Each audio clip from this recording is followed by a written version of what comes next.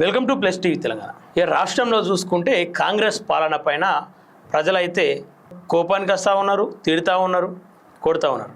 కొంతమంది ఇల్లు కోల్పోతూ ఉన్నారు, కొంతమంది స్థలాలను కోల్పోతూ ఉన్నారు. ఇక వీరందరి కష్టాలు కాంగ్రెస్ 2.5 ఏళ్ల పాలన వాటన్నిటినీ కలగలుపుకొని ఒక్క పాట రూపంలో ఒక అక్క వాడినటువంటి ఒక చిన్న పాట ఆ రాష్ట్రాన్ని మొత్తం కన్నీరు పెట్టించింది. అక్క ఎవరో కాదో ఒకసారి మాట్లాడే ప్రయత్నం చేద్దాం. రామక్క. అక్క నమస్తే. నమస్తే తమ్ముడు. అక్క, గతంలో అనేక పాటలు వచ్చినాయి, అనేక మంది సింగర్లు అంటే పెద్ద పెద్ద సింగర్లు కూడా బయటకు వచ్చారు. వాళ్ళు ఎవ్వరు కదిలించలేనటువంటి సంఘటన ఖమ్మం బెలుగుమట్ల గ్రామం నుండి మీరు వాడిన చిన్న బిట్టు ఈ రాష్ట్రంలో ఎంతో మందికి మిమ్మల్ని చేరవేసింది. ఒక్కసారి ఆ పాటతో మొదలు పెడదాం అక్క.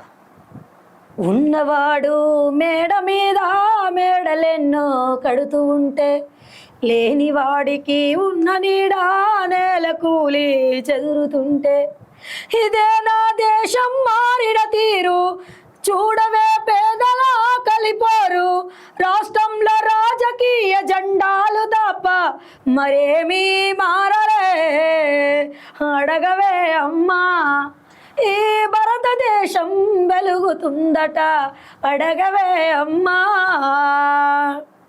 కలిగినోళ్ళ కలిగి మేడకెదుటే మురికివాడ కారులోన దొరల జోరు కాలె కడుపుతో తిరుగునుకడు ఇదే నా దేశం మారిన తీరు చూడవే పేదల కలిపోరు రాష్ట్రంలో రాజకీయ జెండాలు తప్ప మరేమీ మారలే అడగవే అమ్మా ఈ భారతదేశం వెలుగుతుందట అడగవే అమ్మా. ఒక పాట పాతదే కానీ దీనికి మరో అర్థాన్ని మళ్ళీ తీసుకొచ్చి ఇవాళ ప్రజలందరూ దాన్ని స్టేటస్ పెట్టుకొని మీ ఆ రోజు అంటే మీరు వాడుతున్నటువంటి పాట ఎన్నుకున్నటువంటి దృశ్యాలు చాలామంది మనసును కదిలించినాయి. అనుకురాక ఇట్లా అంటే ఇంత మంచి రెస్పాన్స్ వస్తుంది ప్రజల నుండి అని చెప్పేసి. అసలు నేను రెస్పాన్స్ గురించి చేయలేదు తమ్ముడు. అసలు రెస్పాన్స్ గురించి నాకు కాదు, అక్కడ ఉన్న ఆవేదన అక్కడ ఉన్న బాధను చూసి నేను ఖచ్చితంగా రీల్స్ చేస్తాను. నాకు యూట్యూబ్ ఛానల్ ఉన్నది, అది కొమ్మూరమ్మ యూట్యూబ్ ఛానల్ అని కొడితే నా సాంగ్స్ వస్తూ ఉంటాయి. ప్లస్ నేను మామూలుగా అన్ని సాంగ్స్ చేస్తూ ఉంటాను, ఫోక్ అయితేంది ఇలాంటివన్నీ. బాధ ఉన్నప్పుడు బాధ సాంగ్స్, సంతోషం ఉన్నప్పుడు సంతోష సాంగ్స్ చేయడం నాకు అలవాటు.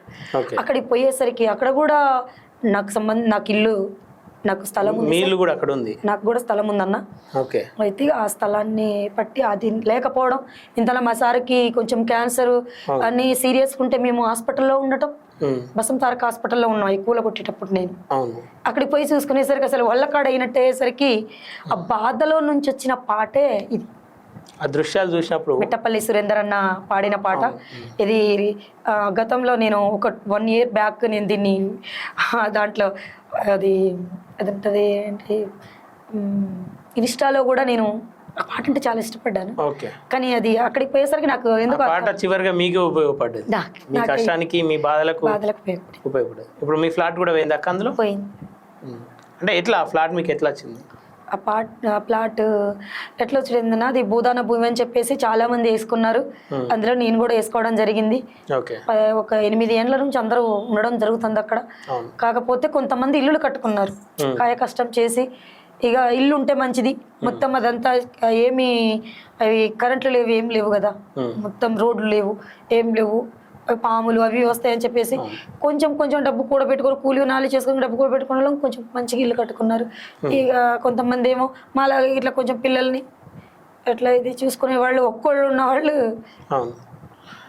ఆ ఇల్లు కూలిపోయేసరికి ఇక ఒక మనిషికి ఒక ఇల్లు, గుంట స్థలం ఉండాలి, అందులో ఇల్లు ఉండాలి, ఒక కళ.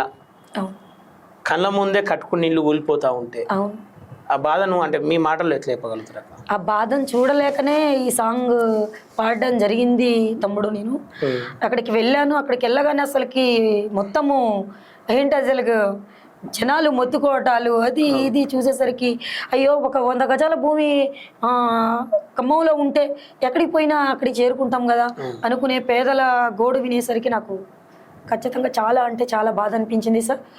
అందుకని నేను ఎవరినైనా నేను ఖచ్చితంగా ఇప్పుడు కావాలి అనుకున్న వాళ్ళే మనని ఇట్లా కూలగొట్టేటట్టు చేసినప్పుడు ఖచ్చితంగా ప్రశ్నించడం తప్పు కాదు కదా. అవునా కదా? అట్లా నేను ఎవరిని ప్రశ్నించలేదు, నా గోడుని వినిపించాను అంతే. ఓకే.